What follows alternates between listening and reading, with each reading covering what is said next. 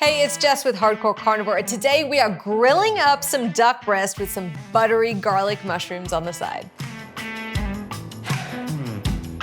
For today's recipe, we're gonna be using duck, and often it's skinless like this when it's wild. I'm gonna be seasoning it with Hardcore Carnivore Camo, which is my seasoning that I developed especially for wild game. Then for the mushrooms, we're gonna have white wine, some butter, some oil, some thyme, and some garlic, and salt and pepper to season. So when it comes to grilling, the trick to getting a really good crust or sear is to pat your meat dry before you start. And then I'm gonna season them with a generous amount of Hardcore Carnivore Camo.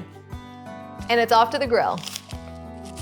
So I've got my grill set up for 2-zone cooking. That means I've got my coals all over to one side, and I've created a hot and a cool zone. I'm gonna cook my duck on the hot side, flipping it every 20 to 30 seconds until I get a great color.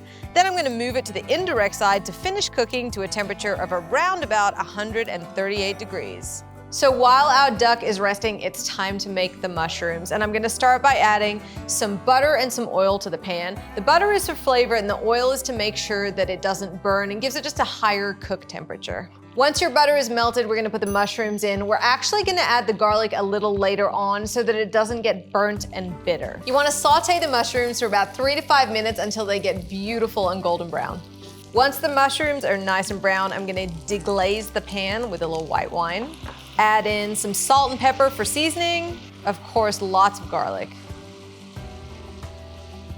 And some fresh thyme leaves. They just give a really nice flavor and freshness. Now you're gonna let it simmer until the wine reduces down a little bit, and there you have your buttery garlic mushrooms. So here we have our grilled duck with garlic butter mushrooms. Let's give it a try.